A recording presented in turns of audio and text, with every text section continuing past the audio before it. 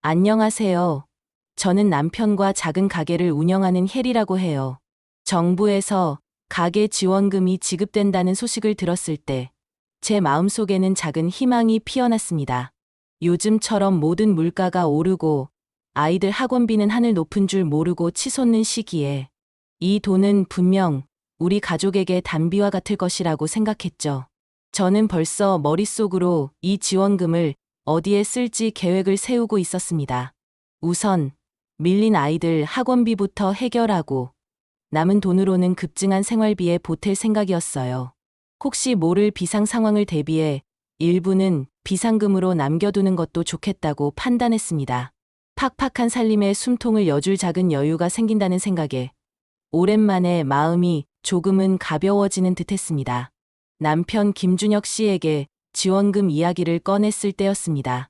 저는 들뜬 목소리로 여보, 이번에 지원금 나오면 우리 아이들 학원비 걱정 좀 덜 수 있겠어요. 남는 돈으로는 식비도 보태고 혹시 모르니 비상금으로 좀 모아둘까요? 라고 말했습니다. 제 말에 준혁 씨는 잠시 생각에 잠기는 듯하더니 이내 조심스러운 표정으로 입을 열었습니다. 응, 혜리 씨. 나는 이번 지원금으로 고향에 계신 부모님께 큰 선물을 해드리고 싶어요.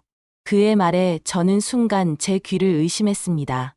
우리 가족에 당장 필요한 지출을 먼저 생각했던 저와는 너무나 다른 그의 생각에 마음속에서 알 수 없는 불안감이 스멀스멀 피어오르기 시작했습니다. 준혁 씨는 부모님이 요즘 허리가 좋지 않으시다며 좋은 안마의자라도 하나 사드리고 싶다고 했습니다. 물론 부모님께 효도하고 싶은 마음은 이해합니다. 저 또한 우리 부모님께 잘해드리고 싶은 마음이 늘 크니까요. 하지만 지금 우리에게는 당장 해결해야 할 현실적인 문제들이 산적해 있었습니다. 아이들은 한창 자랄 나이라 먹는 것도, 입는 것도, 배우는 것도 돈이 많이 드는 시기입니다. 특히 큰아이의 학원비는 매달 저를 한숨 쉬게 하는 가장 큰 지출 중 하나였죠. 이 지원금은 우리 가족의 숨통을 여줄 유일한 희망과도 같았습니다. 그런데 그 돈을 전부 시부모님께 드린다니 제 입장에서는 납득하기 어려운 부분이었습니다. 저는 애써 침착하게 준혁 씨에게 설명했습니다. 여보, 부모님께 효도하고 싶은 마음은 저도 충분히 이해해요. 하지만 지금 우리 형편이 그렇게 여유롭지 않잖아요. 아이들 학비도 빠듯하고 생활비도 간신히 맞춰 쓰고 있는데 이 돈까지 부모님께 다 드려버리면 우리는 어떻게 하죠? 이건 우리 가족을 위한 지원금이라고 생각해요. 제 말에 준혁 씨는 살짝 불편한 기색을 내비쳤습니다. 부모님께 해드리는 게 뭐가 문제예요? 평소에도 제대로 못 해드렸는데 이번 기회에 좀 해드리고 싶어요. 그의 목소리에는 서운함이 묻어나는 듯했습니다. 저는 그의 태도에 조금 실망했습니다. 우리 가족의 현실적인 어려움보다는 부모님께 대한 도리가 우선이라는 그의 생각에 답답함을 느꼈습니다. 물론 그에게도 나름의 이유가 있겠지만 저는 그의 결정이 너무나도 일방적이고 이기적이라고 느껴졌습니다. 이 지원금은 단순히 돈 문제가 아니었습니다. 그것은 우리 부부의 경제관념 차이이자 가족 안에서 무엇을 우선순위에 두어야 하는지에 대한 근본적인 시각 차이를 드러내는 것이었습니다. 저는 이 문제가 쉽게 해결되지 않을 것이라는 불길한 예감을 지울 수 없었습니다. 작은 희망으로 시작되었던 지원금 이야기가 어느새 우리 부부 사이에 깊은 그림자를 들이우기 시작한 순간이었습니다. 준혁 씨와의 대화 이후 제 마음은 내내 무거웠습니다. 지원금 문제로 이렇게까지 의견이 갈릴 줄은 상상도 못했거든요. 저는 그가 제 말을 이해해주고 우리 가족의 현실적인 상황을 먼저 고려해줄 것이라고 막연히 기대했습니다. 그래서 며칠 동안은 그가 생각을 바꿀 것이라고 믿으며 애써 이 문제를 꺼내지 않았습니다. 혹시나 제가 너무 예민하게 반응하는 건 아닐까 하는 생각도 들었죠. 하지만 동시에 불안감은 점점 커져갔습니다. 만약 그가 정말로 지원금을 전부 부모님께 드려버리면 어떻게 될까 하는 두려움이 저를 짓눌렀습니다. 어느 날 저녁, 식탁에 앉아 아이들과 저녁을 먹고 있는데 준혁 씨가 평소와 다르게 왠지 모르게 들떠 보였습니다. 저는 애써 모른 척하며 밥을 먹었지만 제 시선은 자꾸만 그에게 향했습니다. 그가 젓가락을 내려놓으며 혜리 씨, 나 오늘 부모님께 전화드렸어요 라고 말했을 때 제 심장은 쿵 하고 내려앉는 것 같았습니다. 불길한 예감이 현실이 되는 순간이었습니다. 저는 애써 태연한 척, 아, 그러셨어요. 무슨 일로요? 라고 물었습니다. 목소리가 떨리는 것을 애써 감추려 노력했습니다. 준혁 씨는 제 표정 변화를 눈치채지 못한 듯 화난 얼굴로 말을 이었습니다. 이번 지원금 말이에요.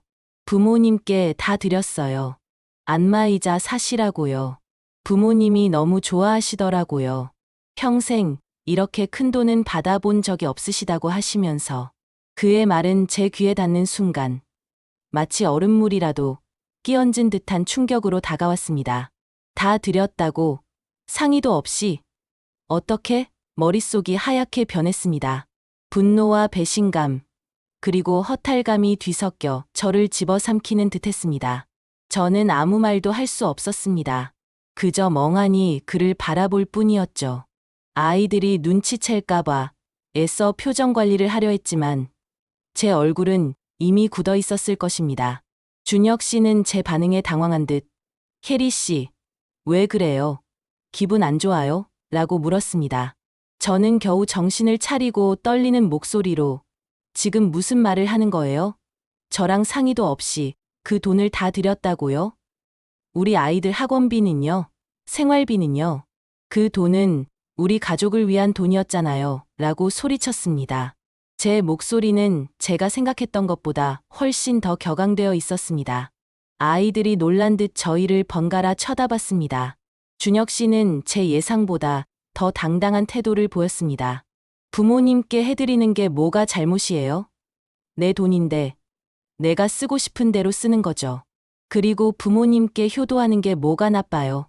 그의 말에 저는 더욱 화가 치밀었습니다. 내 돈이라니?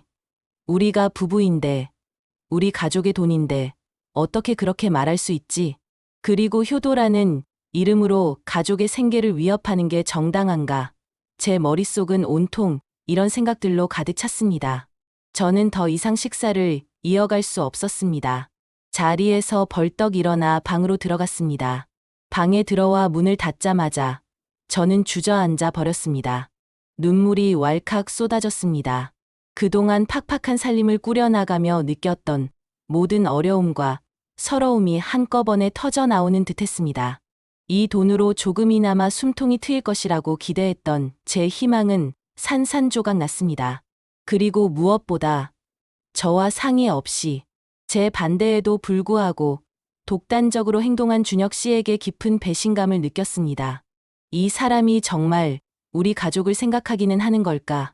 라는 의심이 제 마음속에 뿌리 내리기 시작했습니다. 이 사건은 단순히 돈 문제가 아니었습니다. 그것은 우리 부부 관계의 신뢰가 무너지는 순간이자 앞으로 닥쳐올 더 큰 갈등의 서막을 알리는 불길한 징조였습니다. 저는 이 상황을 어떻게 받아들여야 할지, 그리고 앞으로 어떻게 해야 할지 막막하기만 했습니다.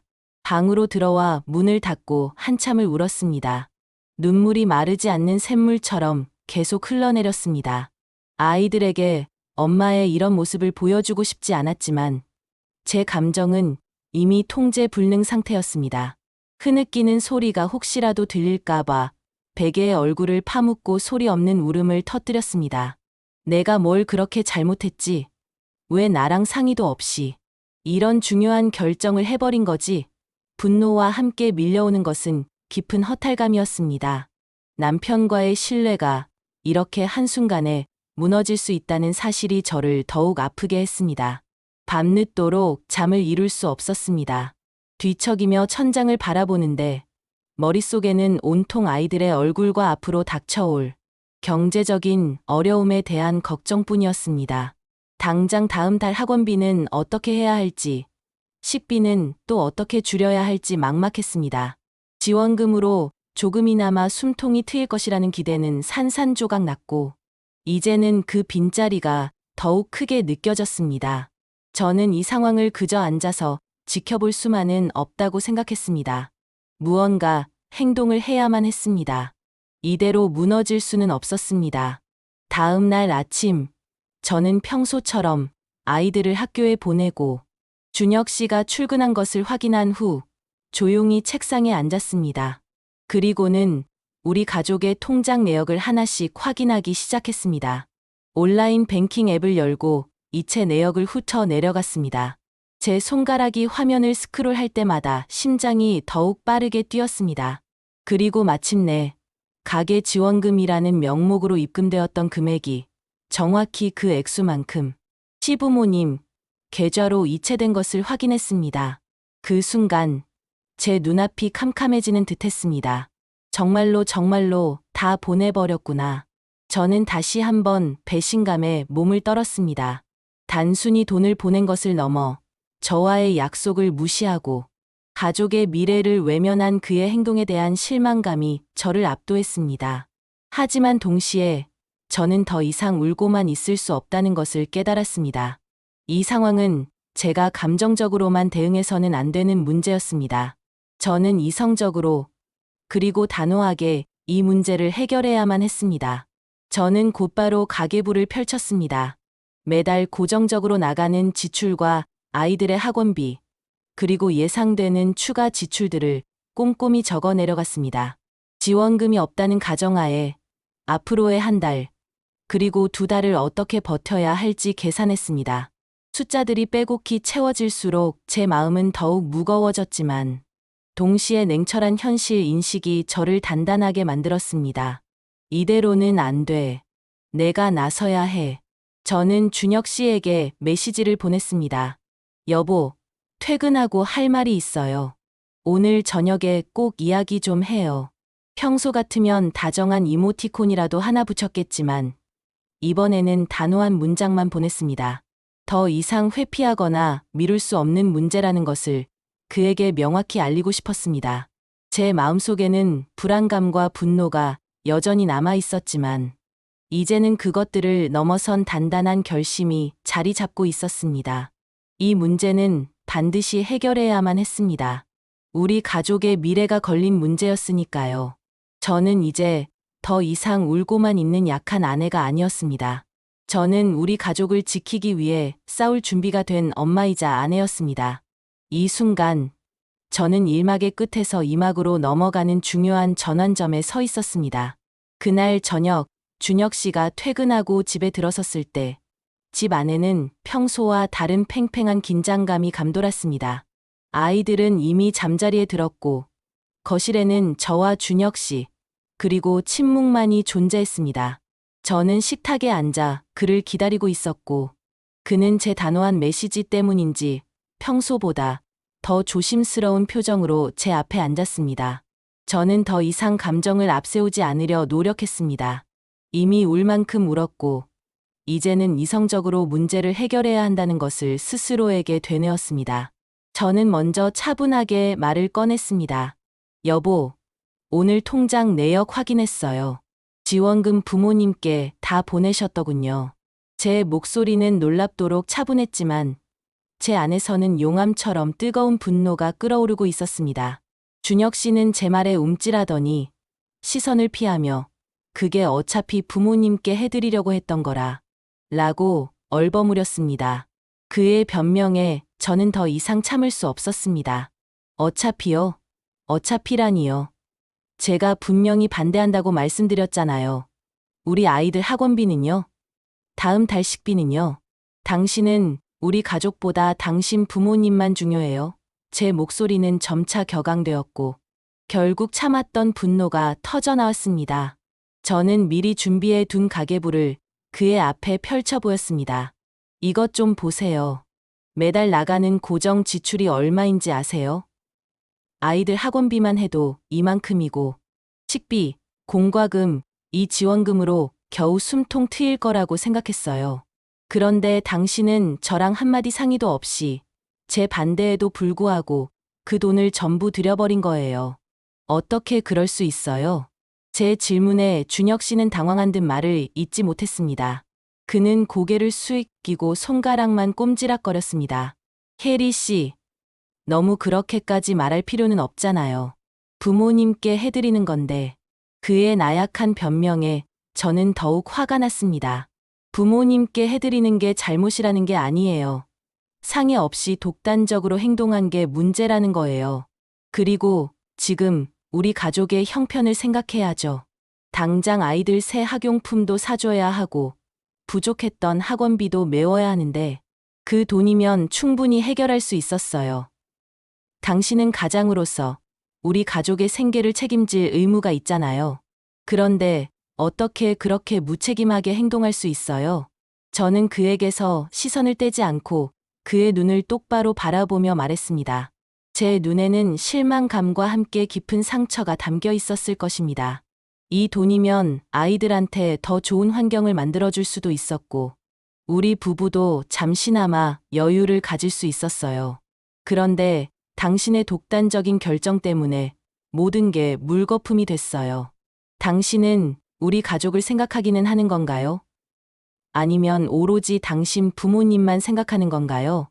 제 질문에 준혁 씨는 결국 고개를 들고 저를 바라봤습니다. 그의 눈에도 당혹감과 함께 약간의 불만이 서려 있었습니다. 내가 부모님께 해드리는 게 그렇게 큰 잘못이에요. 평생 제대로 해드린 것도 없는데 이번 기회에 좀 해드리고 싶었던 것뿐이에요. 그리고 내 돈인데 내가 쓰고 싶은 대로 쓰는 게 뭐가 문제예요? 그의 말은 제 마음속에 비수를 꽂는 듯했습니다. 내 돈이라니? 우리가 부부인데 이 돈이 어떻게 당신 혼자만의 돈이 될 수 있지? 저는 더 이상 대화를 이어갈 힘이 없었습니다. 그의 이기적인 발언과 가족을 생각하지 않는 태도에 깊은 절망감을 느꼈습니다. 이 순간 저는 우리 부부 사이에 깊은 골이 생겼다는 것을 분명히 깨달았습니다. 단순한 금전 문제가 아니었습니다. 그것은 서로에 대한 신뢰가 무너지고 가치관의 차이가 극명하게 드러나는 순간이었습니다. 저는 자리에서 일어나 그를 지나쳐 방으로 향했습니다. 더 이상 그와 같은 공간에 머물고 싶지 않았습니다. 이 대화는 우리 부부 관계의 가장 어두운 단면을 보여주었고, 저는 이 결혼 생활의 지속 가능성에 대해 심각하게 회의하기 시작했습니다. 그날 밤, 저는 방에 들어와 문을 잠그고 침대에 누웠습니다. 몸은 천근만근 무거웠지만 눈은 말똥말똥했습니다. 준혁 씨와의 대화는 제 마음에 깊은 생채기를 남겼습니다. 그의 내 돈인데 내가 쓰고 싶은 대로 쓰는 거죠 라는 말이 귓가에 계속 맴돌았습니다. 결혼 생활 10년 동안 우리는 우리라는 이름으로 모든 것을 공유해왔다고 생각했습니다. 그런데 그의 입에서 내 돈이라는 말이 나올 줄은 꿈에도 몰랐습니다. 그것은 단순히 돈 문제가 아니었습니다. 우리 부부 관계의 근본적인 신뢰가 무너지는 소리였습니다. 다음 날 아침, 저는 평소처럼 아이들을 깨우고 아침 식사를 준비했습니다. 준혁 씨는 이미 출근하고 없었습니다. 텅 빈 식탁을 바라보며 저는 깊은 한숨을 내쉬었습니다.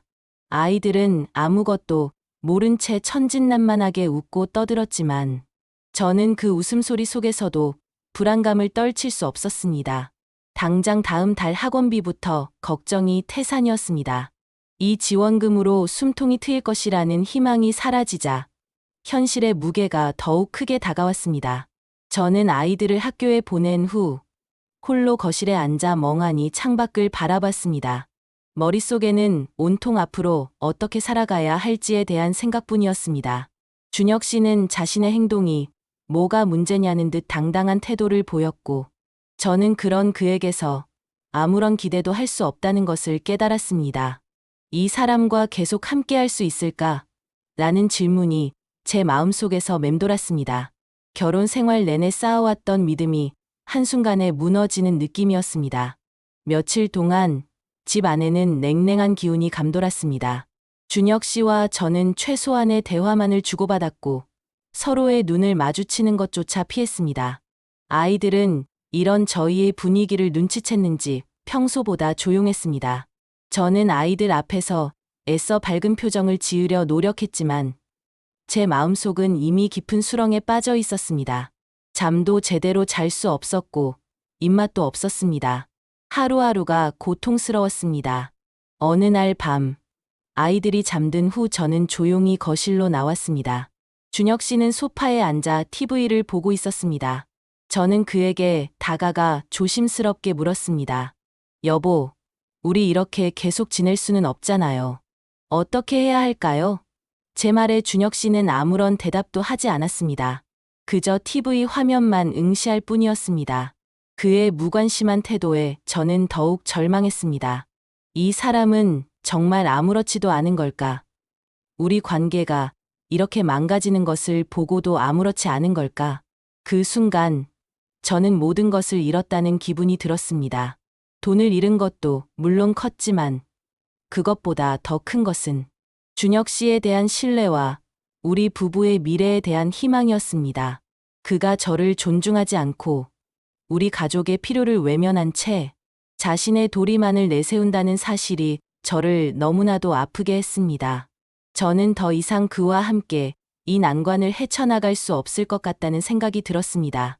사랑과 믿음으로 시작했던 결혼 생활이 이제는 서로에 대한 불신과 원망만이 가득한 껍데기처럼 느껴졌습니다. 저는 그에게서 등을 돌려 다시 방으로 들어갔습니다. 제 눈에서는 또다시 뜨거운 눈물이 흘러내렸습니다. 이 밤은 저에게 끝없는 어둠처럼 느껴졌습니다. 그날 밤 이후 집 안의 공기는 더욱 차갑고 무거워졌습니다. 준혁 씨와 저는 마치 투명한 벽을 사이에 둔 것처럼 서로에게 닿지 못했습니다.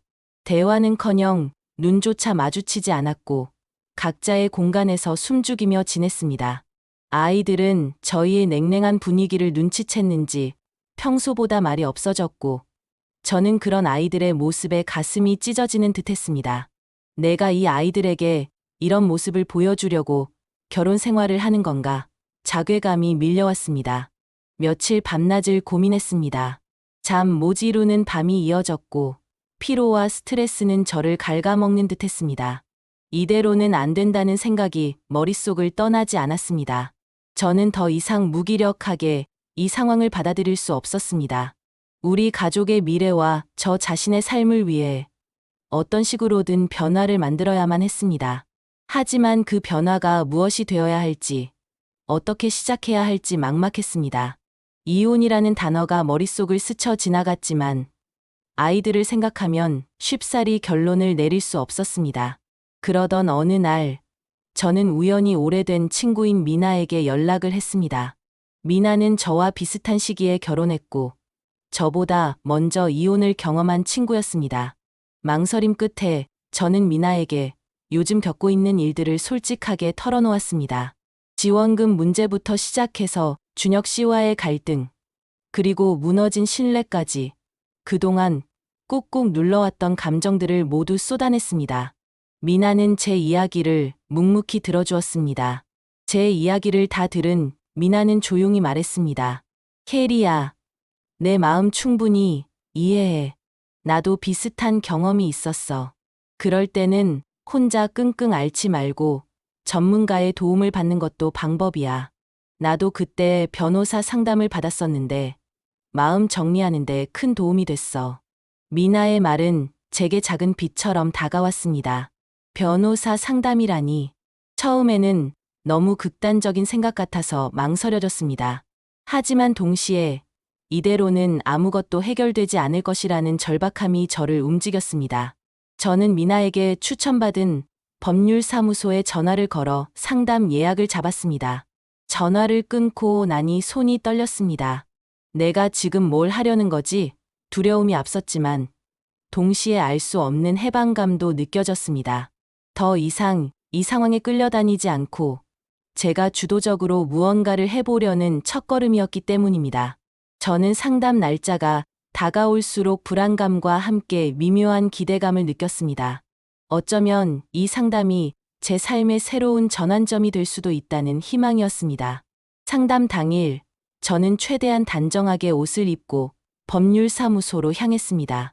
변호사님은 제 이야기를 차분하게 들어주셨습니다. 제가 겪었던 일들을 객관적인 시선으로 정리해 주셨고, 제가 취할 수 있는 법적인 절차와 선택지들을 명확하게 설명해 주셨습니다.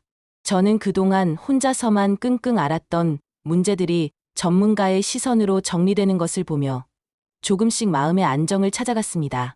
특히 제가 가진 권리와 앞으로의 재정적인 문제에 대한 현실적인 조언은 저에게 큰 도움이 되었습니다. 상담을 마치고 사무실을 나오자 저는 깊은 숨을 내쉬었습니다. 여전히 마음이 무겁기는 했지만 더 이상 막막하지만은 않았습니다. 그래, 이제 어떻게 해야 할지 알겠어. 저는 이 상황에서 제가 할 수 있는 최선의 선택이 무엇인지, 그리고 우리 가족을 위해 어떤 길을 걸어야 할지 진지하게 고민하기 시작했습니다. 이 상담은 저에게 단순히 법률적인 지식을 넘어 제 삶의 주도권을 되찾고 앞으로 나아갈 용기를 주었습니다. 저는 이제 이 막의 끝에서 산막으로 넘어가는 중요한 전환점에 서 있었습니다. 더 이상 과거에 얽매이지 않고 새로운 미래를 향해 나아갈 준비를 해야 했습니다. 변호사님과의 상담을 마치고 돌아온 후 제 마음속에는 알 수 없는 단단함이 자리 잡았습니다. 더 이상 무작정 울고만 있을 수는 없다는 것을 깨달았죠. 이 문제를 해결하기 위해서는 정면으로 부딪혀야만 했습니다. 두렵기도 했지만 우리 아이들과 저 자신의 삶을 지키기 위한 마지막 시도라는 생각에 용기를 냈습니다. 저는 준혁 씨와 제대로 된 대화를 해야겠다고 결심했습니다. 그날 저녁, 아이들이 잠든 것을 확인한 후 저는 거실로 나섰습니다. 준혁 씨는 여전히 소파에 앉아 TV를 보고 있었습니다.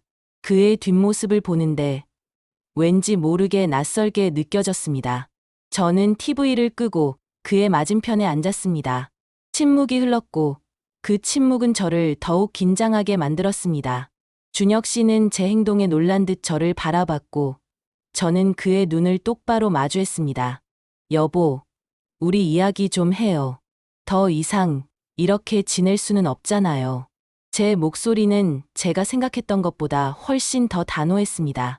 준혁 씨는 한숨을 쉬며 또 그 이야기예요. 이미 다 끝난 일이잖아요 라고 말했습니다.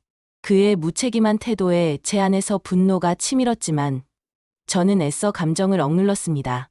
끝난 일이 아니에요. 당신이 그렇게 생각할지는 몰라도 저에게는 아직 끝나지 않았어요. 그리고 이건 단순히 돈 문제가 아니에요. 우리 부부의 신뢰 문제고 우리 가족의 미래가 달린 문제예요. 저는 차분하지만 단호하게 제가 느꼈던 배신감과 실망감을 이야기했습니다. 당신이 저와 상의도 없이 지원금을 전부 부모님께 보냈을 때 저는 정말 큰 충격을 받았어요. 제가 그렇게 반대했는데도 당신은 제 말을 무시하고 독단적으로 행동했어요. 그 돈은 우리 아이들 학원비와 생활비에 절실하게 필요한 돈이었어요. 당신은 우리 가족의 어려움을 외면한 채 당신의 도리만을 내세운 거예요. 제 목소리는 점점 떨렸지만 저는 말을 멈추지 않았습니다. 준혁 씨는 제 말을 듣는 내내 불편한 기색을 감추지 못했습니다. 그는 결국 폭발하듯 소리쳤습니다. 내가 부모님께 효도하는 게 그렇게 큰 잘못이에요. 평생 제대로 해드린 것도 없는데 이번 기회에 좀 해드리고 싶었던 것뿐이에요. 그리고 내 돈인데 내가 쓰고 싶은 대로 쓰는 게 뭐가 문제냐고요. 그의 말에 저는 더 이상 참을 수 없었습니다. 내 돈이요? 우리가 부부인데 어떻게 그 돈이 당신 혼자만의 돈이 될 수 있어요? 결혼 생활 10년 동안 우리는 모든 것을 함께 해왔다고 생각했어요. 그런데 당신은 저를, 우리 가족을 존중하지 않았어요. 당신은 저를 당신의 배우자로 생각하는 건가요? 아니면 그저 당신의 독단적인 결정을 받아들여야 하는 사람으로 생각하는 건가요? 제 질문에 준혁 씨는 아무런 대답도 하지 못했습니다. 그는 고개를 돌려 시선을 피했습니다. 저는 그의 침묵 속에서 깊은 절망감을 느꼈습니다. 이 사람은 정말 나를 이해하려 하지 않는구나. 저는 마지막으로 그에게 물었습니다. 당신은 이 관계를 어떻게 하고 싶어요? 이대로는 더 이상 함께할 수 없어요. 당신이 저에게 보여준 불신과 무책임함은 우리 부부의 관계를 송두리째 흔들어 놓았어요. 당신은 이 상황을 어떻게 해결할 생각이에요? 제 말에 준혁 씨는 여전히 침묵했습니다. 그의 침묵은 저에게 더 큰 고통으로 다가왔습니다. 저는 그에게서 아무런 희망도 찾을 수 없었습니다. 이 순간, 저는 우리 부부의 관계가 돌이킬 수 없는 지경에 이르렀다는 것을 직감했습니다. 클라이맥스는 고통스러웠습니다. 서로에게 상처를 주고 쌓여왔던 불만들이 터져나오며 관계의 민낯이 드러나는 순간이었으니까요. 저는 더 이상 그와 같은 공간에 머무는 것이 고통스러워 자리에서 일어섰습니다. 이 대화는 우리 부부 관계의 가장 어두운 단면을 보여주었고, 저는 이 결혼 생활의 지속 가능성에 대해 심각하게 회의하기 시작했습니다. 준혁 씨와의 대화는 저에게 깊은 상처를 남겼습니다. 그의 침묵은 저를 더욱 고통스럽게 만들었고, 저는 그에게서 아무런 희망도 찾을 수 없었습니다. 그날 밤, 저는 잠들지 못하고 침대에 누워 천장만 바라봤습니다. 이 결혼 생활을 계속하는 것이 과연 옳은 일일까? 라는 질문이 제 머릿속을 떠나지 않았습니다. 사랑과 믿음으로 시작했던 우리의 관계가 이렇게까지 망가질 수 있다는 사실이 저를 너무나도 아프게 했습니다. 저는 이제 더 이상 도망치거나 회피할 수 없다는 것을 깨달았습니다. 어떤 식으로든 결정을 내려야만 했습니다. 며칠 동안 저는 아이들 앞에서 애써 평온한 모습을 유지하려 노력했습니다. 하지만 제 마음속은 폭풍우가 몰아치는 바다와 같았습니다. 변호사님과의 상담 내용을 다시 한번 되짚어보기도 하고, 미나에게 연락해 조언을 구하기도 했습니다. 미나는 제가 어떤 결정을 내리든 자신의 편에서 응원해주겠다고 말해주었습니다. 그 말 한마디가 저에게는 큰 위로가 되었습니다.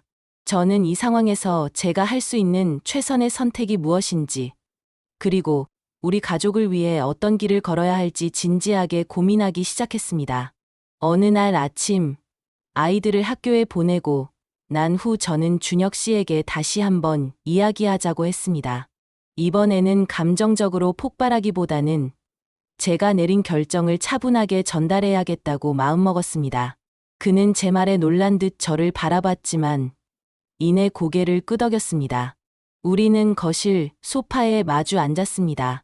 여전히 어색하고 무거운 침묵이 흘렀습니다. 저는 먼저 깊은 숨을 내쉬었습니다. 여보, 우리 관계에 대해 정말 많이 생각해봤어요.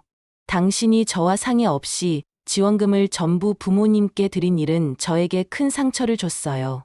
그리고 그 이후 당신의 태도도 저를 더 힘들게 했고요. 저는 더 이상 당신을 신뢰하기 어려워요. 이대로는 우리 관계를 유지하기 힘들 것 같아요. 제 목소리는 떨렸지만 저는 제 말을 멈추지 않았습니다. 준혁 씨는 제 말에 당황한 듯 눈을 크게 떴습니다. 혜리 씨, 지금 무슨 말을 하는 거예요? 헤어지자는 말이에요. 그의 목소리에는 당혹감과 함께 약간의 두려움이 섞여 있었습니다. 저는 그의 눈을 똑바로 바라보며 말했습니다. 저는 당신에게 마지막 기회를 주고 싶어요. 당신이 정말로 우리 가족을 소중하게 생각하고 저를 당신의 배우자로 존중한다면 이제부터라도 달라진 모습을 보여줘야 해요. 앞으로는 모든 중요한 재정적 결정은 저와 상의하고 우리 가족의 필요를 최우선으로 생각해야 해요. 그리고 당신의 행동이 저에게 얼마나 큰 상처를 주었는지 진심으로 이해하고 사과해야 해요. 제 말에 준혁 씨는 한동안 아무 말도 하지 못했습니다. 그는 고개를 숙이고 깊은 생각에 잠긴 듯 보였습니다. 저는 그의 반응을 기다렸습니다. 이 순간이 우리 부부 관계의 마지막 기회라는 것을 저도, 그리고 그도 알고 있을 것이라고 생각했습니다. 시간이 흐르고 침묵은 더욱 길어졌습니다. 제 심장은 불안감에 빠르게 뛰었습니다. 과연 그는 어떤 선택을 할까? 마침내 준혁 씨가 고개를 들었습니다. 그의 눈에는 그동안 제가 보지 못했던 후회와 미안함이 서려 있었습니다. 혜리 씨, 미안해요. 정말 미안해요. 내가 너무 이기적이었어요. 당신이 얼마나 힘들었을지, 우리 아이들에게 얼마나 중요한 돈이었는지 제대로 생각하지 못했어요. 부모님께 효도하고 싶은 마음에 앞서서 가장 중요한 우리 가족을 놓치고 있었어요. 정말 후회해요. 그의 목소리는 떨렸고 그의 눈에는 눈물이 고여 있었습니다. 저는 그의 진심 어린 사과에 마음속 깊은 곳에서부터 작은 안도감이 밀려오는 것을 느꼈습니다. 다시는 이런 일 없을 거예요. 앞으로는 어떤 중요한 결정이든 당신과 먼저 상의하고 우리 가족을 최우선으로 생각할게요. 저에게 다시 한번 기회를 줄 수 있을까요? 그의 말에 저는 눈물이 왈칵 쏟아졌습니다. 그동안 쌓였던 모든 서러움과 분노가 녹아내리는 듯했습니다. 저는 그의 사과를 받아들였습니다. 물론 모든 상처가 한순간에 아물지는 않을 것입니다. 하지만 그의 진심 어린 사과와 변화하려는 의지는 우리 관계를 다시 시작할 수 있는 작은 희망을 주었습니다. 그날 이후 준혁 씨는 정말 달라진 모습을 보여주었습니다. 그는 매일 저에게 그날의 일에 대해 다시 한번 미안하다고 말했고, 아이들의 학원비와 생활비 문제에 대해 적극적으로 함께 고민하기 시작했습니다. 우리는 함께 가계부를 정리하고 앞으로의 재정 계획을 세웠습니다. 물론 여전히 갈 길이 멀지만 저는 이제 그를 다시 신뢰할 수 있을 것 같다는 희망을 품게 되었습니다. 지원금 문제는 우리 부부에게 큰 시련이었지만 동시에 서로의 소중함과 관계의 중요성을 다시 한번 깨닫게 해준 계기가 되었습니다. 저는 이제 새로운 마음으로 우리 가족의 미래를 그려나갈 준비가 되었습니다. 귀로 듣고 마음으로 느끼는 오디오 드라마 귀마라마. 오늘 준비된 영상은 여기까지입니다. 구독과 좋아요 부탁드릴게요. 감사합니다.